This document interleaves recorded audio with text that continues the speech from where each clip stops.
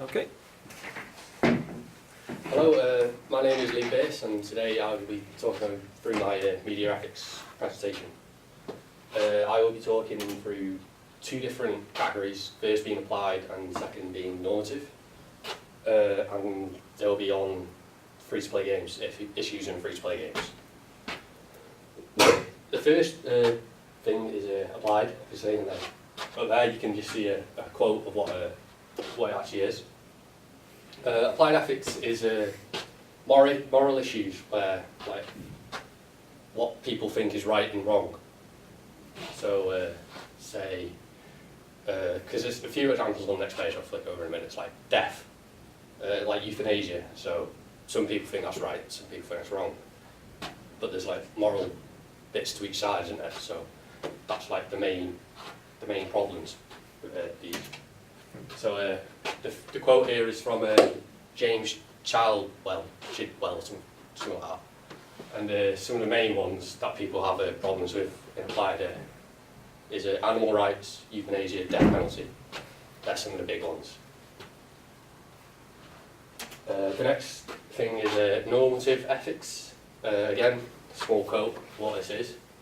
And this is right or wrong in someone's behaviour, but it's looking, so the action has happened, so say somebody's lied, the action's happened, and then everybody's judging that action, yeah? So you've lied for a good reason or you've lied for a bad reason. Everybody sees it differently. Everybody's got like a different view on it. So say if you stole a piece of candy to feed your children, some people would see that as if it's a good thing because you've had to steal it to feed your children, but others would see it as stealing, so that's a bad thing altogether. So like I said, yeah, everybody's making judgments on you, on what things you've done in your life and what you will do, good and bad. So obviously stealing, or everybody views it differently. So some of the popular free-to-play games are Candy Crush Saga, which is most arguably probably the biggest at the moment. It has been for quite a while. Clash of Clans, which is also pretty big. League of Legends, which is played on the PC. It's a MOBA kind of guess. And then Dota 2, which is a rival to League of Legends, which is also pretty big. And then some of the logos. There's three different types of free-to-play games. The first one being free-to-play but with in-app purchases. So you play the game completely free, all the way through, till the end, or if it's carry on playing. But they'll keep constantly saying, oh, you can buy this, say to buy clothing for your character, money to like give you more money, in-game currency, different themes, say you didn't like the colour in the game, change that, and so on and so on. The next one was free to play with advertisements. So Candy Crush is a good example of this. If you play this, you have 5 lives, and then at the end of them 5 lives, or halfway through them 5 lives, or at the end of a level, they'll play an advertisement for 30 seconds, or a minute, let's say. So yeah, that's another way. That's a popular way with big companies because they make a lot of money off it. Because you can't stop the advert until like 10 seconds in, so you're always getting money off that. And the last one is free to play but has limits. So it'll be like again with Candy Crush, Clash of Clans. You'll play the game, but you'll only have 5 lives. So you have to wait after you've used all them 5 lives. You have to wait 30 minutes or an hour to get another life back, and then you can play again.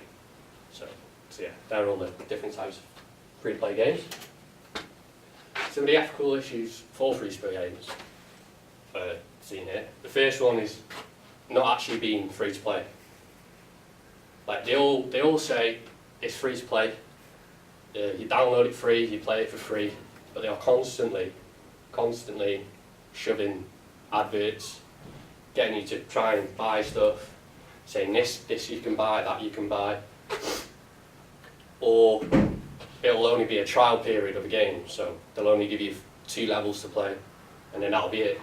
They'll say you have to buy this game, and sometimes they're not cheap, sometimes they're like £5 upwards, sometimes a little bit lower, but £5 upwards is quite expensive for a game, a free-to-play game, especially on the phones.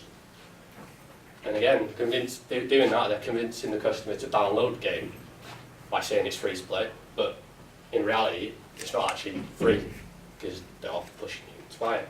And again, pay to progress, that's another one.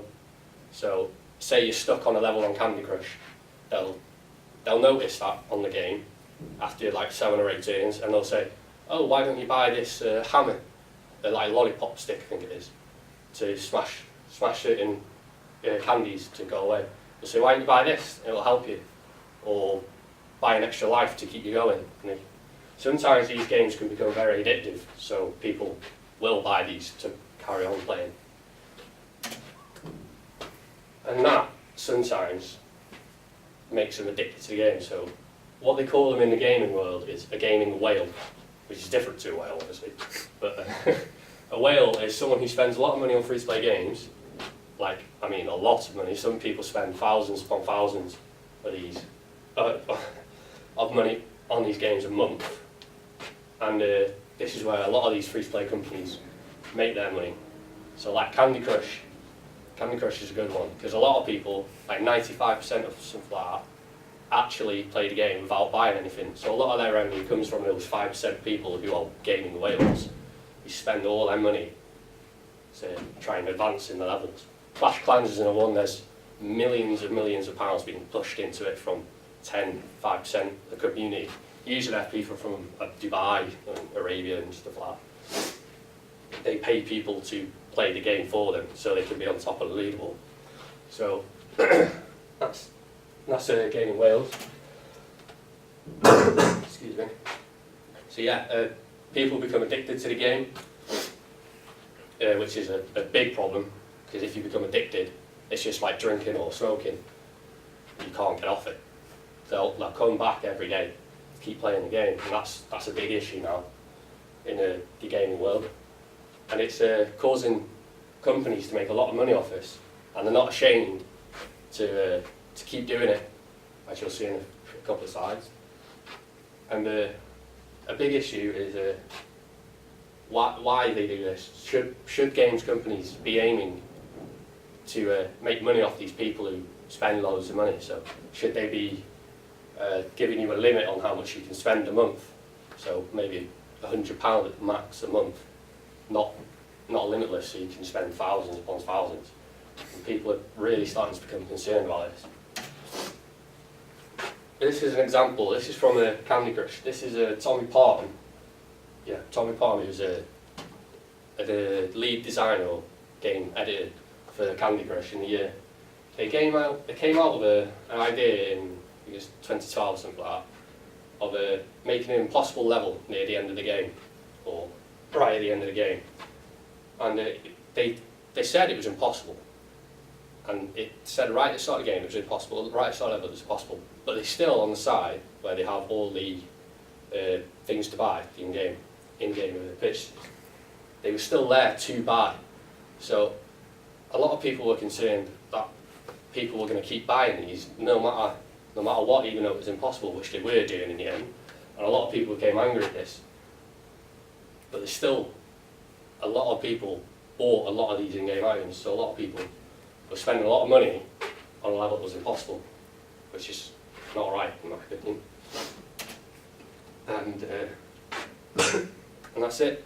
Thank you very much. Is there any questions?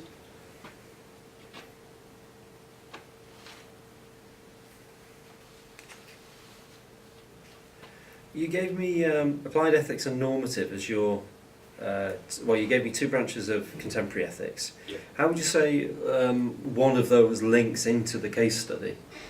What you've done is you've explained them, and then you've given me a case study, but you haven't really brought them together. Normative would be games companies not lying, but basically lying to their customers, saying it's a free-to-play game, and then everybody is judging them because they have said it's free-to-play, but they always push you to buy extra things in the game, or they've made a trial period for the game and it's not actually free-to-play. You have to buy the full game. Applied is, again, they're not like ashamed of doing this.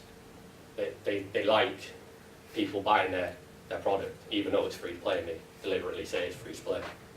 So that's how I'd link them together. Okay. Thank you very much.